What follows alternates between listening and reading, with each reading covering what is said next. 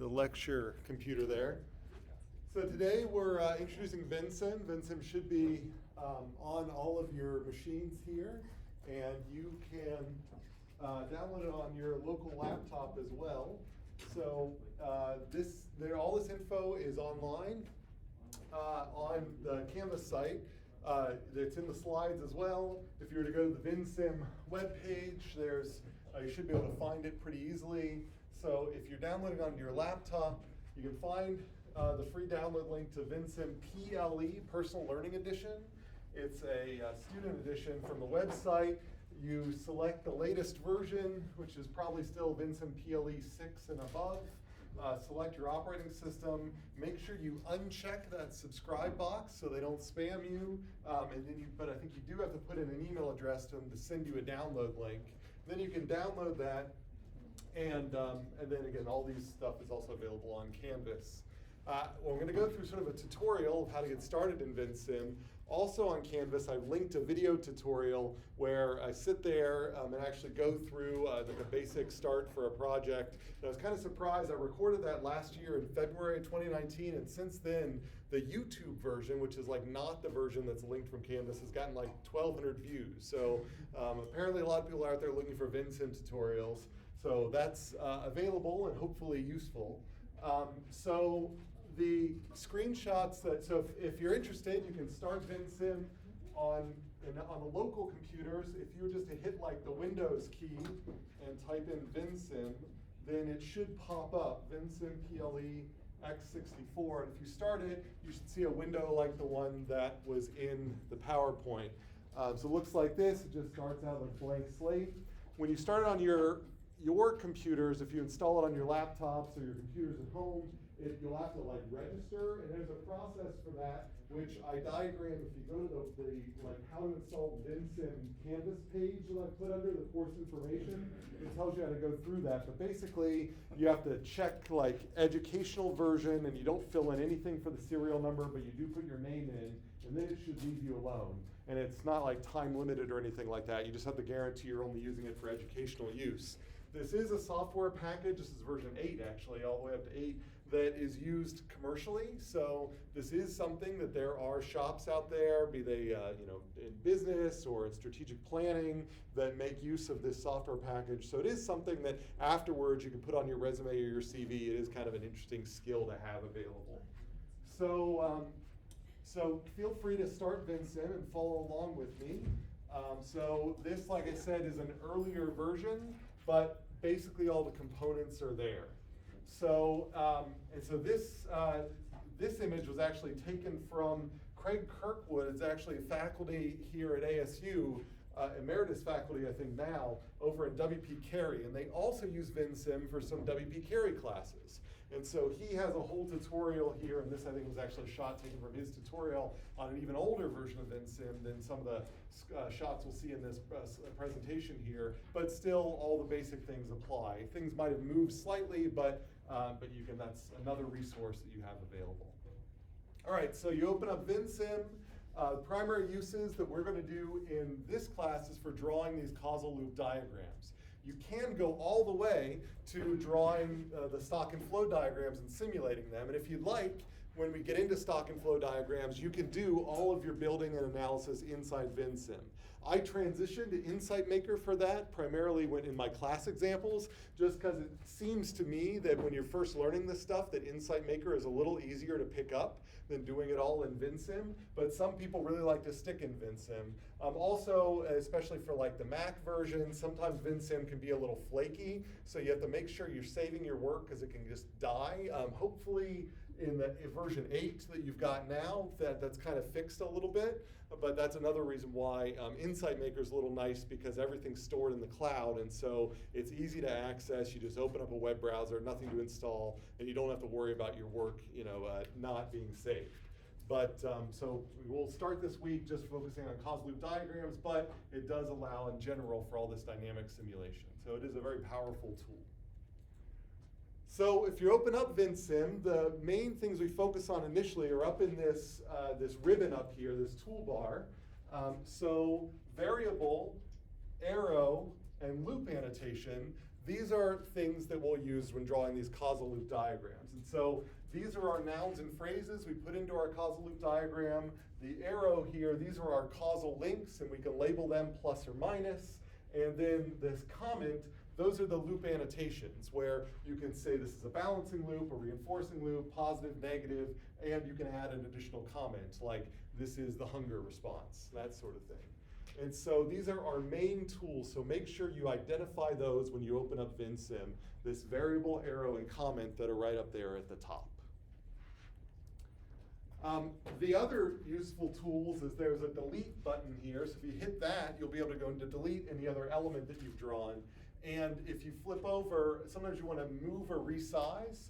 And if you're in another tool, if you try to do a move and resize where you're in that tool, it might just start drawing more variables or arrows. So you have to remember to go over and change this to move size in order to move things around. So that's the other ones that we'll use just to get around the tool. So under variable, if you'd like, you can try this out yourself. I can go over here on this side on the one that I opened up. And so if I pop open Vensim and I click on variable here, now then this is going to be probably pretty small by default. So I'm going to do something a little more advanced, and I'm going to go to this lock sketch, and I'm right-clicking on it, and I am going to try to crank up the size here to, say, 48. Hopefully that won't be too big and annoying. So that when I then go to variable, I just click anywhere, so I can click here, and it gives me very large text, so 48 is probably larger than you need, and I could put something like hunger in like that. And notice that because I wrote it so big, it did this funny word wrapping, so I can go up to that move size, and all of these things in Vensim have these tiny little circles. They're called handles. And that's where you can kind of manipulate their size and shape. And so if I grab that handle, I can then drag this out and make it a bigger variable. And so in my example in the PowerPoint, I think the two variables I draw are hunger and amount eaten. So I can go up here to variable, click somewhere else, type amount eaten. And because the other one was sized that way, it sized this one that way. So if you'd like, you can go ahead and try that and follow along with me with the Vensim that you have at your tables. And hopefully that will make sense. If you have any trouble, yeah. To get bigger, I right-clicked on it. So I went to the move size here. And when it's in that move size mode, I just went to white space and I hit a right click. And that brought up a dialog which gives me the default font settings for the whole diagram. You can also adjust those specifically for each individual variable, but that just does it by default. And that'll affect the whole diagram. All right, yeah? Can you go over how you got the text box in the first? How I got the text box in the first, all I did is I clicked the variable button here, and if I then click anywhere on the screen, left click, then it brings up a text box where I can start typing. And then whatever I type in there, then that becomes the variable, and it might be word wrapped funny, so I can use that handle to then stretch it out and make it settled again.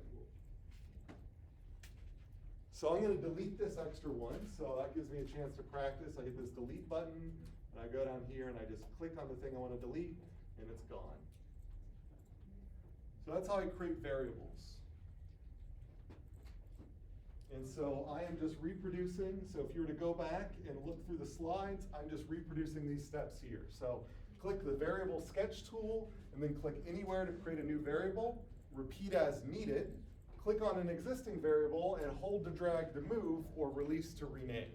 So I can rename these things too. So if I wanted to go back here, if I'm in the variable tool, if I were to click on amount eaten, I can put a different name here if I like. Maybe I want to make it all one word instead of a space in between, or maybe I forgot to put the space and I would have put it back. All right, so any other questions about how we get the variables on the screen inside Vensim?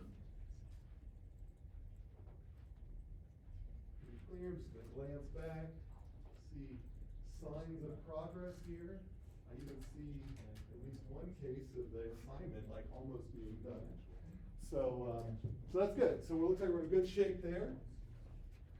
So next step in this guided tutorial here is the causal links. So I have two variables. So this is back here. I created my variables. Now I want to then draw my causal links. Both of these things are causally related to each other, and I want to reflect that in these causal links. And so I'll go and do this in my Vensim that's up here, but here's the process that I'm about to show you. But I'm going to click on the arrow tool, and then I'm going to click on whatever I want my source to be, say amount eaten, and then I'm going to click on whatever I want my sink to be, say hunger.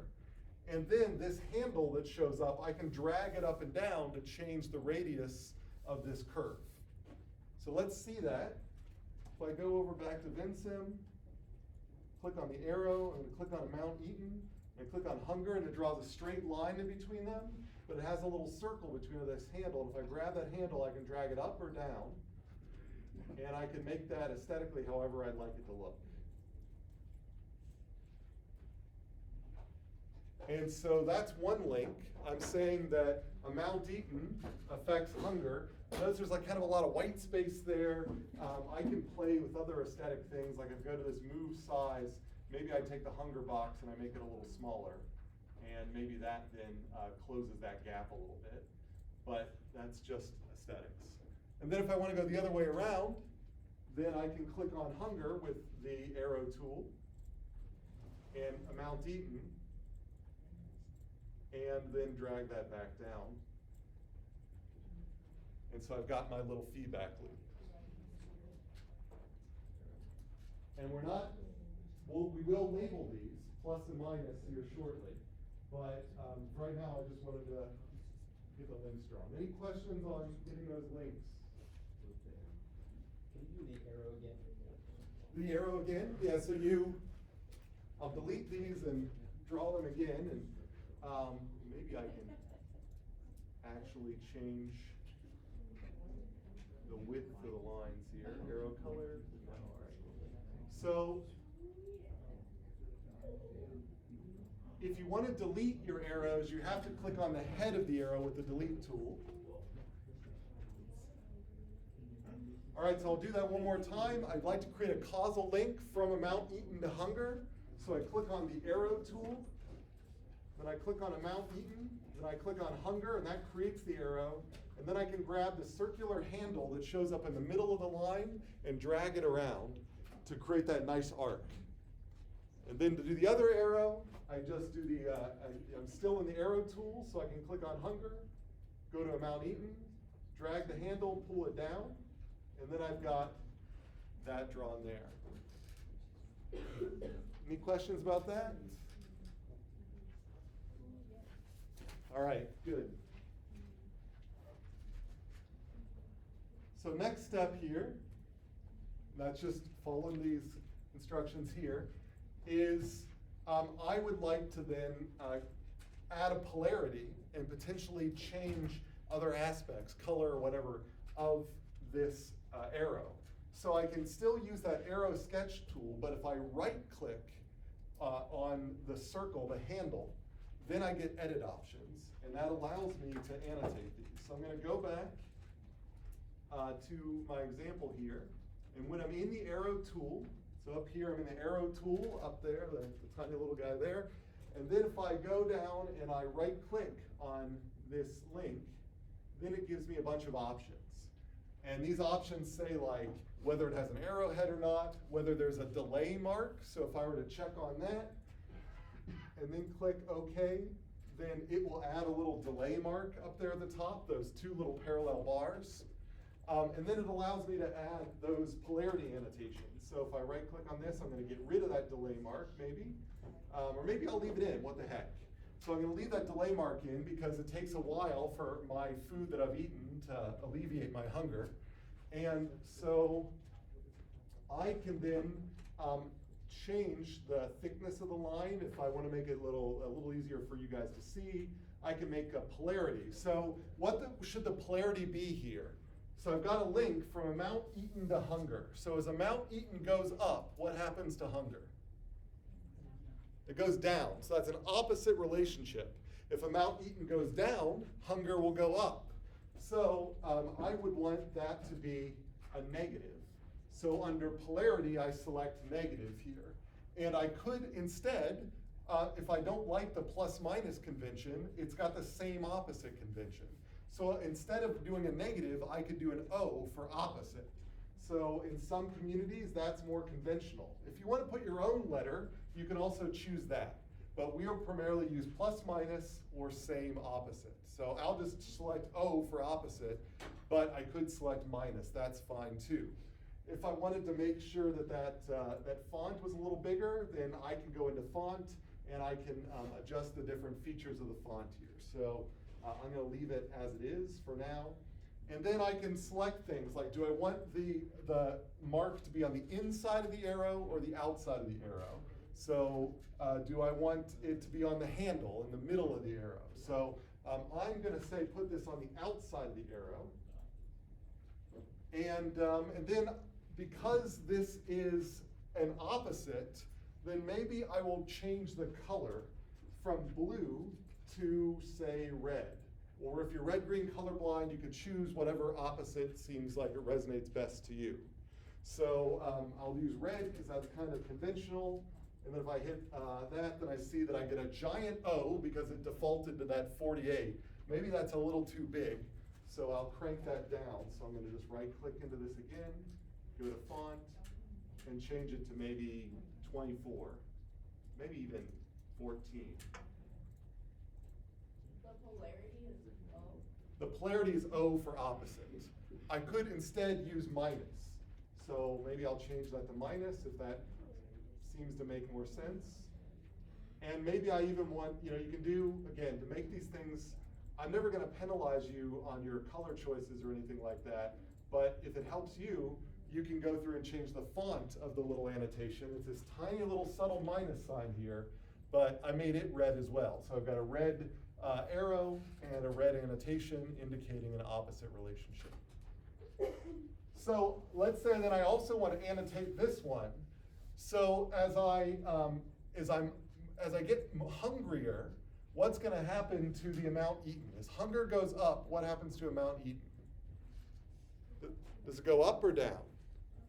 Up. So we would think that as you get hungrier, you'll eat more. So in this simplistic model of a hunger loop, as you get hungrier, amount eaten will go up.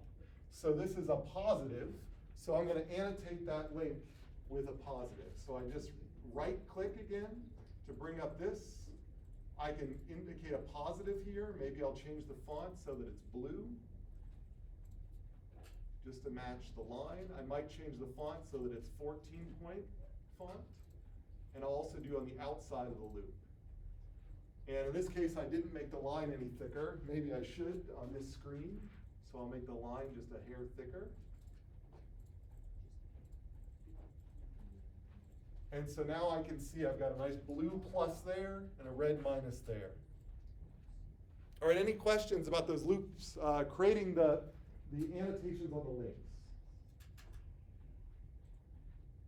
Looks like I see a lot. Right, and so some people put delays on both.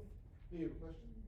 When I change the color, one of the signs, the other one keeps changing. Because I changed the minus to the red, Can you show me how you changed it? change the color to something. Okay, so you were to change the default. So what you want to do, hit cancel there, and then go to the arrow tool, and right click on the handle for that line, which is like the little circle that there, and then click font there. And that will change it just for that line. So there's a color box there. All right, there was a question about, somebody said, I keep trying to change the color of the annotation, but whenever I change it for one, it changes for both. And that's because in order to find that, you have to first go to the right click on the handle for the line, and then go to the font for the polarity. And that's where it just changes it for one and not both. All right, any questions about that part so far? All right, looks like we had a bunch of good looking loops. So the next step here is to annotate those loops, if I'm remembering the process here. So we like to put an indication of what type of feedback. What type of feedback do you see here? Is this a positive or a negative feedback? How many people say positive? How many people say negative? Good. It's a negative feedback loop.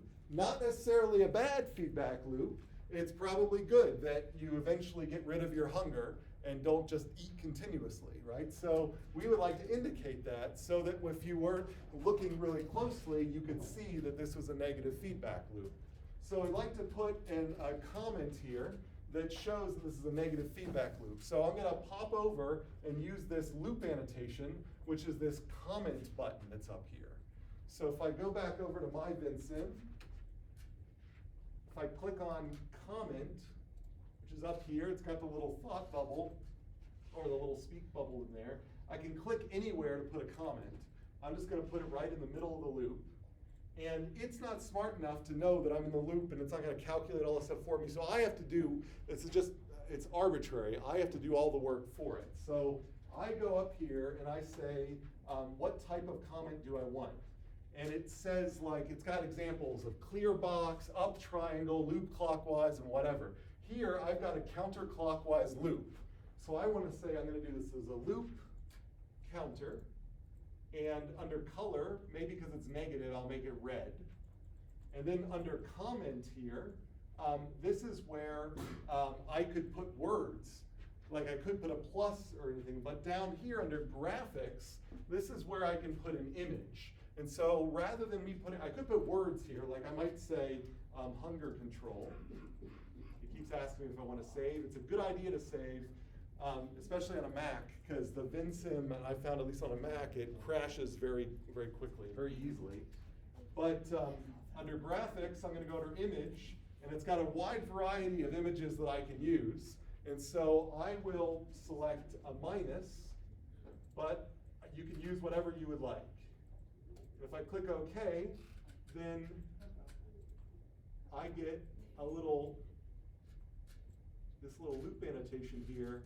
And it looks like because the words I've chosen are so big, the font here, so let me see if I can go and I can adjust my font. If I make this, these are the defaults. So I have a question. Uh-huh. About some of the images possibly. Yeah, give me 1 second to try to change this back down to like a 10-point font. Well, all right, so my loop annotations aren't showing up very clearly, so if I were to do this again, I would probably just say, create a second annotation next to it. And then try to adjust the size of that.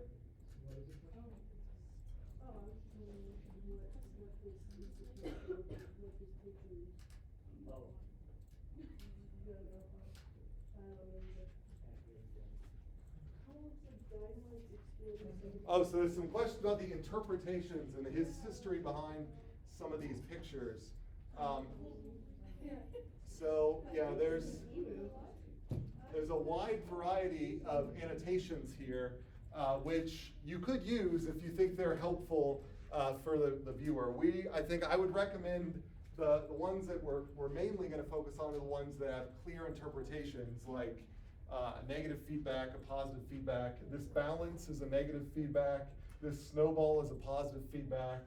This thing that's decaying is a negative feedback, and so on. So, but like if you want to indicate some other things, like you've got something as a process that maybe is making people sick or something like that, then maybe you want to like do a positive or minus.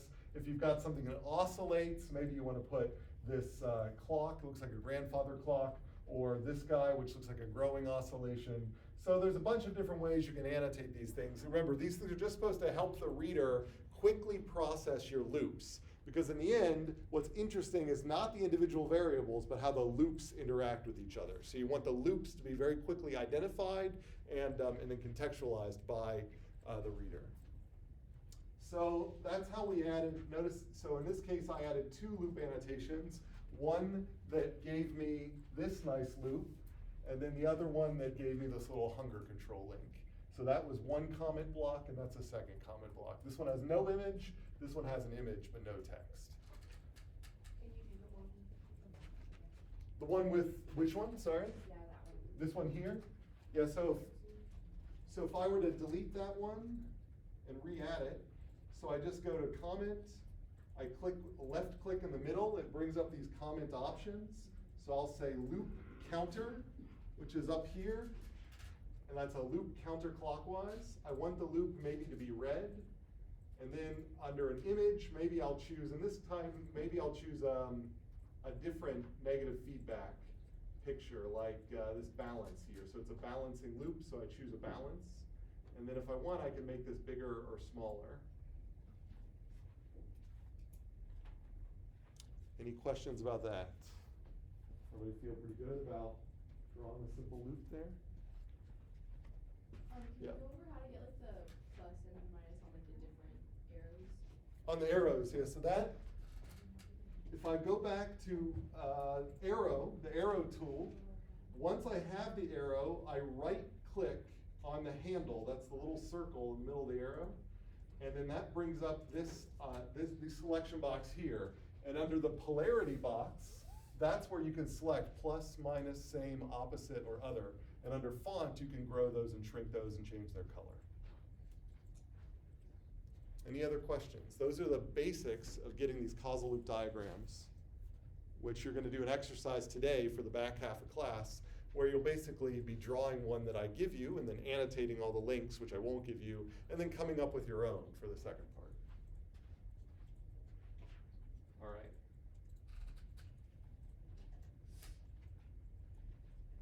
So this is just an example of how to go through all of these settings that I just did for you in my Vensim. So again, if you just need that reference later, this is all embedded in the PowerPoint. And so I can select these things and incorporate them, and then I get this nice causal loop diagram. Now, I've drawn the diagram. I'd like to include it in a report. Well, the best way to include it in a report or a presentation is to go to this Move Size tool, highlight it, and then copy and paste. And that way when you paste it, it is like scaled like a vector object, so you don't have to worry about it being all pixelated. So don't do a screenshot unless you absolutely have to. But in Vensim, instead of taking a screenshot and then choosing that part of the space, I can just go into my loop here. I go to Move Size. I can draw a box around this thing, and then I can hit copy right there. And if I were to then go in and start, say, Microsoft Word, then I can go into Word and paste it. And then I can get this nice figure right in Word. So, so that's, and you can do the same thing with PowerPoint. And then I can resize and scale that thing as well. But if you do the copy inside Vensim, then when you paste, then you'll be guaranteed not to get any like fuzzy edges. It'll be nice and sharp. So questions about that? So again, if all I did was I had to make sure that I flipped to the Move Size tool first, and then I used that Move Size tool to draw a box. And it will copy everything, including the white space. All of this, if I hit copy, it actually is copying the white space outside here. So don't draw a giant box, just select the stuff you want to copy. And then when all that highlighted, I hit copy, go into the tool I want, hit paste, and it'll paste a nice clear-cut version of that you can use in a report. Questions? And so hopefully, you know, one of the things that you'll take out of 212, you may not be doing dynamical systems modeling in a lot of your other classes, but you might still feel like it would be useful in some of your projects and other classes just to indicate causal relationships between things. And this is a quick tool for you to graphically depict those and be able to incorporate them into other work. So even if you don't want to go through the behavior over time plots and all of that, this is still a quick way to create these things, annotate them, and put them in other documents. All right, so let's move on here. So pro tips, so I already mentioned this kind of advanced thing. If you right click on any white space in the diagram, you get this defaults box up, and that allows you to change anything that you haven't already like specifically changed. So even afterwards, you can go into here and change the size, the colors, and whatever, and anything that you haven't specifically changed will then change with it. So that's a quick way to change a bunch of things all at once. And if you look closely down here in the very bottom, you'll see that it's got things like Times New Roman 12. This thing down in the bottom is depicting all of these. So another way to quickly change your defaults is to just access them down here, even without right-clicking on the white space. So if you squint, you should be able to see all this stuff down here, and that is just a quick access to this. And that's all I'm saying here. Questions? It's the basics of causal loop diagrams in Vensim. All right, so just want to warm us up. That's a joke based on the climate change example here. Just want to warm up a little bit before I then unleash the assignment onto you, where you're going to use Vensim to annotate a diagram where I've just given you the links but not the polarities, and then draw your own simple causal loop diagram that you come up with on your own. So here is an example that I took from a report from the Natural Research Council that was trying to capture feedbacks in models of climate change. And this looks like a causal loop diagram, but it violates some of the rules that we ended with last time. So, so take 30 seconds, talk to your neighbor, and figure out what's wrong with this loop. Like, what are some of the things that are wrong, and how would you maybe go about fixing it? So chat about that with your neighbor. I think you can kind of tell what they're kind of getting at here, but how do you make a proper CLD?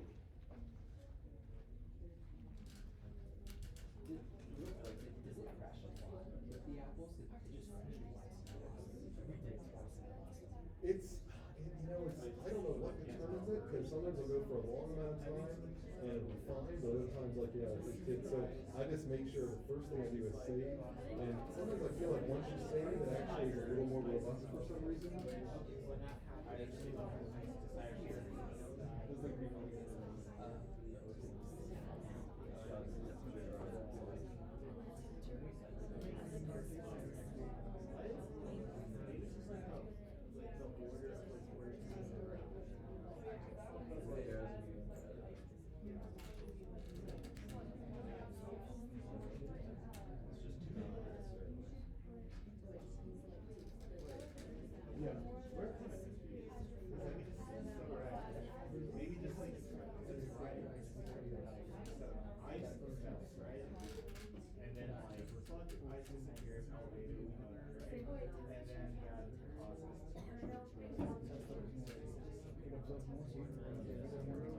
What's in the process is not the way it's presented. If we want to capture the causal diagram, which is like the first step towards the model, we're saying that this causal loop diagram will kind of make decisions which are against our rules. So what are the kind of like naming rules for the variables that they violated, as an example?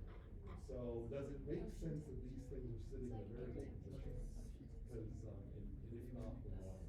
So I don't want to give too much away to the discussion. All right, well, let's see. We'll bring it back together, and I think it'll start answering this question.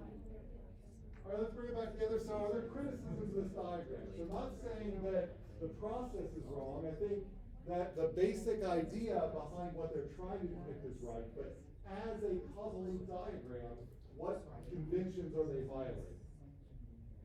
Yeah. You should put a definitive, like, temperatures rise, it should just be like temperature. Right, so we want noun phrases, that's one thing. So notice that all of these things are like, have verbs in them. They're almost sentences here. Temperatures rise, Arctic sea ice melts. So instead of depicting causal relationships, it really almost looks like just temporal relationships. They're saying, like, after temperatures rise, then sea ice melts, and after that happens, then ice disappears. And if ice disappears, you have less reflectivity, and so temperatures will rise. And so it's almost like they're depicting a time series and not a set of causal links. So I want these things to be noun phrases. So instead of saying temperatures rise, what could I have put there? Temperatures, that's good, right. So I'll go and try to, again, pardon my mouse writing here, but I will go and see if I can maybe get rid of rise and make it just temperatures. So it's just temperatures. Or temperature even. All right, so down here, Arctic ice sea melts. So what is a variable that I could put there that it might make more sense if I want to think of a causal link that relates to temperature? Ice, so there's a couple of different things. If I want to depict this process here, they're focusing on ice, sea ice. So maybe I'll just do sea ice right there. I heard sea level, and that's also good because if I'm thinking about climate change, but this particular process is focusing on this albedo thing, and so that's really ice has got to do with it. I'm just going to focus for this model on ice, not necessarily on sea level, but sea level would be another model that's also important to climate change. So I'll get rid of the melts, so it's just Arctic sea ice. And all right, so now I'm claiming that those two are good. So what should I put on this arrow? So I've got temperatures on one side and Arctic sea ice on the other. So what type of causal relationship is this? Negative or positive? How many people would say this is a positive link? How many people would say it's a negative link? All right, I see a majority for negative. Can somebody justify why it's a negative link? Yeah. Negative impact on variable? Negative, well, and what do you mean by negative impact on the variable? I like the answer, but can you unpack that a little bit? It detracts from the variable, or it takes away from it, so maybe, right? Well, it takes away from it. So I think if I'm interpreting it correctly, what we're saying is if temperatures were to rise, you get a negative impact, the opposite impact on ice. So ice melts if temperatures rise. So causally, if temperatures rise, I get a decrease in ice, or I could say an opposite. So either one of these, you don't have to write both. I'm just writing both here, either a negative or an opposite, meaning that whatever happens there, the opposite thing will happen here. If you get if you get less temperature, then we think that there is a process that we're hiding behind this line that would produce more ice. All right, so then we got this one other variable here, and this is a complicated phrase. As reflective ice disappears, darker ocean water absorbs more heat. So there is no way I can link sea ice to that. Can I pick one thing out of there that I could put here that is a noun phrase that helps me kind of tie these variables together so that I can think about modeling it as I move forward? Heat.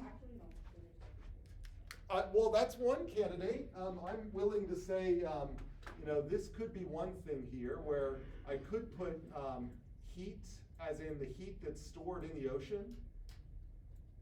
And I would be happy about that. The only thing that I might criticize about using heat here is it's a little bit farther removed from this process. In other words, in order to get from ice to heat, then it feels like there's a couple of steps that I'm missing. So maybe I could put something a little closer to this. Yeah. Heat absorbed by ocean water? So heat absorbed by ocean water. That would we could add, make that a little more. So heat absorbed. Heat absorption? Or heat absorption. Sure, that might be okay. And then we just sort of make it clear. And then I'm going to say by H2O. Well, maybe I'll just make it more specific here. And then I'll just do H2O so I don't torture myself more with this. So the idea here is I get so now the thought is maybe the variable here. Now I think if I asked a bunch of you, several of you would maybe have different variables that you could put here. And that's because this sentence is reflecting a complicated set of things. So in reality, there's probably 3 different variables that are interrelated. And I could have probably made this loop have like 3 different stops along it, and they would all relate to each other. For simplicity, I'm just going to keep it one variable, and I'm just saying that there are other things we could have put here. But let's just use this as say that that's what we're going to put there. So that is a noun phrase. So I'm going to cross this out, and I'll put that in there. One other option that I could have done is maybe I could have just said albedo. So albedo is the ability of sea ice to reflect. And so if I could say that as I get less sea ice, I can say how does that affect the albedo. So that would be another thing that I could put there. All right, so now I need to label this. So I've got ice on this side, and I've got heat absorption by the water on this side. Now if I read the process, just to remind us of the process here, is as ice disappears, you get a darker ocean that absorbs more heat. What we're doing is we're taking this process and we're putting it into the line. So what does this tell us here? How many people would say that this should be a plus or a minus? So how many people vote for plus? How many people vote for minus? All right, how many people aren't sure? All right, so that's okay. So if I read this statement here, it's trying to do it for us. It's saying as you get rid of ice, it's not going to be as reflective, and so you're going to get more heat absorption. So that's telling me that if I decrease ice, I get more heat absorption. So that, to me, I did one thing on one side and the other thing on the other, which to me sounds like this would have a negative relationship or another opposite relationship. If I get rid of the ice, then I absorb more heat into the water. Or the other way around, if I increase the ice, I reflect more sunlight and I absorb less. So that's an opposite relationship. Does anybody not see that or have a question about that? Or yeah? I see that, yeah, never mind, yeah. Okay. All right, then we've got our 3 variables, so we just need to close the loop here. And so this link here, we've got as you get more heat that is absorbed into the ocean a little bit later. So maybe I'll put a little delay marker on here. So I could put little bars here just to make it clear that there's a delay. So after some delay, if you absorb more heat into the ocean on the planet, what will eventually happen to the planet's temperature? It will rise. So if I get more heat here, I get more temperature there. So should this be a plus or a minus? How many people say plus? How many people say minus? All right, I see mostly pluses. So I'm going to put a plus there, or a same. So I could, or could have done an S. So I've got same plus. All right, so now I look at this, I got 2 minuses in this group of 3s. So if I have 2 negative links, then what type of feedback is this? Positive or negative? How many people say this is a positive feedback? How many people say it's a negative feedback? Right, it's positive because there's an even number of negatives. Yeah, Brandy? So how is the temperature negative? Temperature to Arctic Sea. Here, the idea here is that as temperatures rise, so increased temperatures, you get less ice. So if I want, maybe I need to put a delay there as well to make it clear that maybe it doesn't immediately happen, but if temperatures rise a little bit later, you'll get your ice to melt. All right, so this here is a positive feedback. So I might draw in the middle of here something that says this is a positive feedback. Or, I might even, do one of those frowning faces like from Vensim, indicating that this is a vicious cycle. So it's not a virtuous cycle, it's a vicious cycle. So once you kick the thing off, it ends up accelerating and it gets worse and worse and worse and worse. So are there questions about this basic CLD? Okay. So here's another one. So this is a different type of thing being depicted here. It's much more local here. I've got a bucket with water on it. There's someone is watching the bucket. They would like the water level to be at this height, maybe at a height slightly higher than this. And so they are controlling this valve, this faucet here, and pouring water in, allowing the water to come up but then stop at that level there. So take 30 seconds and see if you can complete this causal loop diagram. So I've got 2, 4, 5 question marks in here. So how would you complete this causal loop diagram to depict the process of someone filling a bucket using this valve? So chat with your neighbor for 30 seconds, see if you can come up with the causal loop model of what's going on here.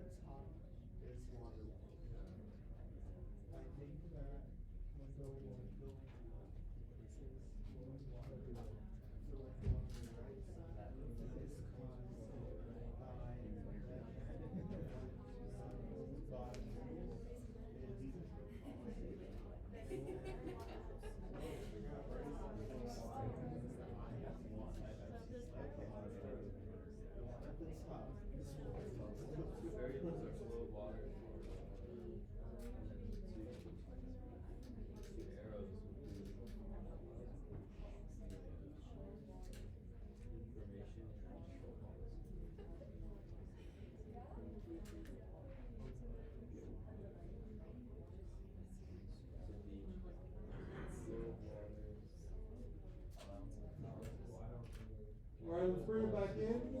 So let's do this kind of as a group here. So let's see. Can somebody give me one of the noun phrases that they use as a variable up here, and then we'll work from there. Yeah. Water level. Water level. So let's start with that. So I'm going to. Doesn't matter. I could have put water level down here or up here. Doesn't matter. I'm just going to put it at the top. So H2O level.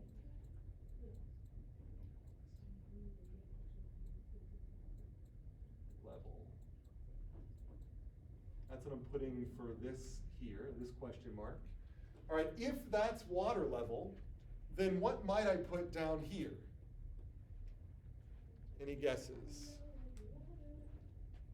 So think there's two things going on here. I didn't hear what that melodious answer was, but it may have been the right answer. So, if here I see water level showing up is apparently something that's important. So in this diagram, if I look closely, I see that something else that's apparently important is the flow of water. So maybe that is another thing that I need to put on here. So flow of water seems like it's a pretty good candidate for what's going down here. So just looking at this diagram, since we've already come up with water level, and it's already here, then maybe I'll put flow of water as the other variable. So I'm just going to put flow. And then maybe I'll just make an indication that taking this flow of water here, that's what's going there. All right, so if those are our two variables that we're modeling here, then as the water level, well, I'll do this the other way around. As the flow goes up, what happens to the water level? It increases, right, because you turn on, you get more, so that's, I'm going to put a positive or a same right here. So plus, or you could also say same. Either one, you don't have to do both. So as the flow water goes up in water. Now, here's the sort of trickier part. As the water level goes up, the human that's controlling the faucet can control the flow of water. As the water level gets closer to its target, then what's going to happen to the flow of water? It's gonna go down. It'll decrease. So we've got an increase in water level will ultimately lead to a decrease in flow. So I would put a minus here, or an opposite, either one. So that I see that I have a loop on the inside here, and I only count one negative, so it's an odd number of negative links. So this is a negative feedback, or a balancing feedback. So I'll put a B in here, or a minus. I could also use the counteracting feedback. That would also be fine, a C. And so that's the general motif. Are there questions there about that example? And that makes sense because the state variable here doesn't grow forever. It hits some point and stops. And so that's the telltale sign that we've got a balancing feedback.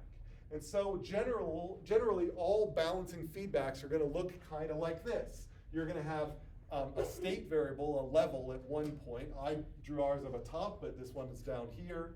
And then you're going to have an action, which is that flow, which will go into the top. And then very often we also will annotate the goal. And that wasn't in that last one, but that goal would be the target water level. So if I increase the target water level as this process is going, then increasing the target water level may increase the flow, because before you thought you were only filling it to here, so you decrease the flow, but then you said, oh, actually we need twice that amount of water. So you increase the target, and then you're gonna have to kick up the flow. So that's why this goal is also incorporated up here.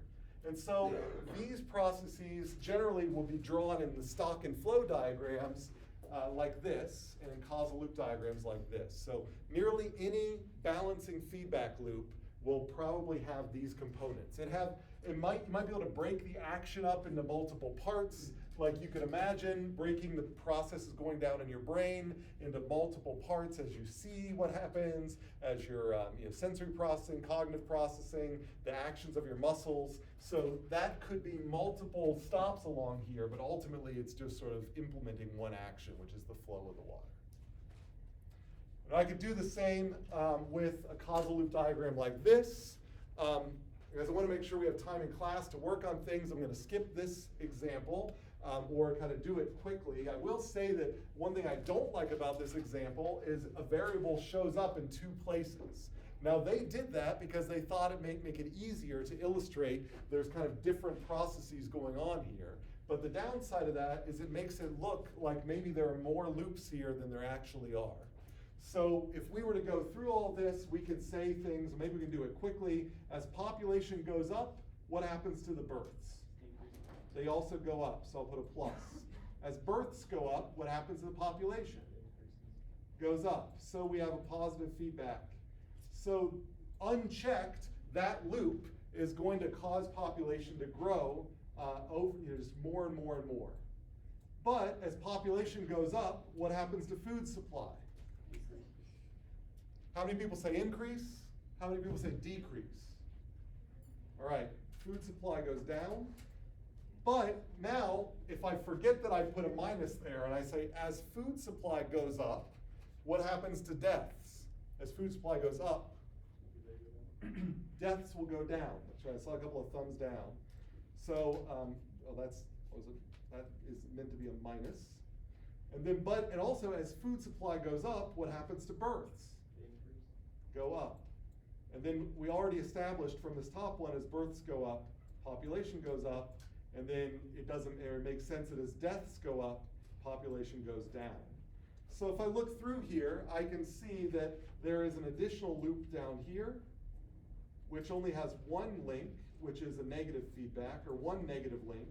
And then there is a loop around the outside here, which has got 3 negative links, and that is also negative. So I see here that I have a growth process going on here, which is captured by that loop. And then 2 of these things fighting against it. A food limitation that limits births, but the food limitation also increases deaths. So there's 2 ways in which the population comes in check, and only one way that it grows, and that's what's being depicted here. Any questions about that? This is kind of what you'll be doing in the assignment example.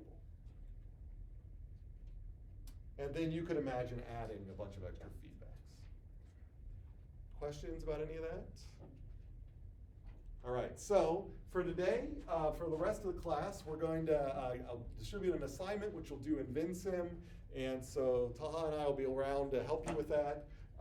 That's due on Sunday. And so on Sunday, you'll have this assignment due. It's like a Word document and a couple of Vensim diagrams. And then there's the Muddiest Point assignment. On Thursday, that's when the next chapter, chapter 2, which is Moorcroft's take on causal loop diagrams, is due. And so there's an exercise that's been out there. Some of you have already done it. And that is over the chapter 2 reading, and we'll do one of those assessments at the start of the class on Thursday.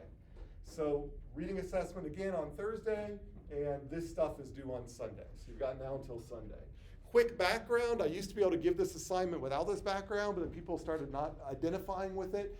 And the diagram was one I borrowed from a book. And so just a quick background is back in the late 70s, early 80s, there were these two formats you may have heard about in textbooks or history books, but there's VHS and Betamax. VHS ultimately dominated. There were these video cassette tapes that looked like this. They were much larger than the Betamax tapes. Some people would argue the Betamax tapes were a little higher quality. For a while, you could buy both in the market. But over time, the VHS ended up dominating, and then even fewer people had ever even heard of Betamax. How many people here have heard of Betamax? How many people have heard of VHS? Right, so more people have heard of VHS. Well, there you go. So, so on your assignment, I have you annotate this loop. This is a loop which depicts the process of growth in the VHS industry and the process of growth in the Betamax industry. And in the end, it's limited by the fact that there's only a certain amount of shelf space in stores that rented or sold VHS tapes, as well as actually these VCRs. So in this process, basically you're going to annotate each one of these links. So this fraction of VCR sales of VHS, this you can just think of as total VCR sales. What fraction of that are just the VHS VCRs? And you can think about, well, as you sell more and more of the VHS, then that must mean you're selling less and less of the beta. And so already I'm kind of telling you that this link is probably a negative and this link is probably a positive. And then you can hopefully walk around the loop, and you should then eventually be able to label this loop with its polarity and label this loop with its polarity. And so you'll see that this is a special type, a special case here. But for now, the assignment will be to label all the links and label the two loops. And so that's it. So any questions? And then the second part of the assignment, this is all on Canvas, but I will hand out these paper versions as well. And so the second part of this is to think of a system other than any of the ones we described in class that includes a negative feedback loop. And you can draw within a properly labeled CLD that will have at least 2 variables and 3 links. So that's it. It could be a single loop that has 2 variables and 3 links. And then draw that in Vensim and copy that into a Word document, and you'll submit that in your Word document along with this side here. So those are the 2 parts. You label all of this, put it into a Word document, and save this as a Vensim model, then create a new Vensim model with a loop that has, or several loops, but it just has 2 variables and 3 links and a negative feedback. And then you'll save that into a Vensim model and also put that into your Word doc. You'll submit the Word doc and the 2 models to Canvas. And I'll pass this out just to make that clear, but any questions about any of that? All right. So from now until the end, we'll walk around and help with this stuff. Meanwhile, the attendance exercise, it looks like everybody's here, but let's do in Vensim, what tool is used to draw the loop annotation? So there's a little, oh, you already got that. So there's a little tool that has a word in the middle of it, and that's how you label a loop as being a positive feedback or a negative feedback. What is that tool called?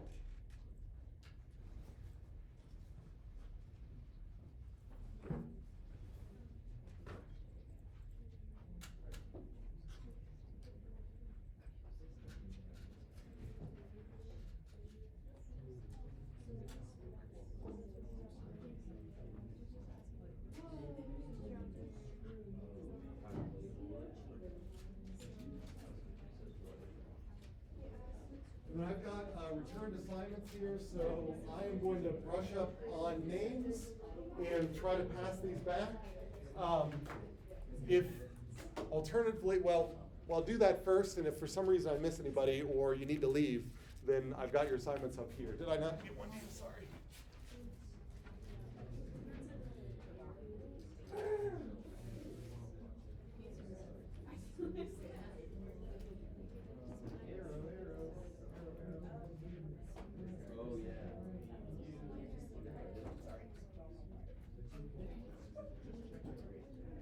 in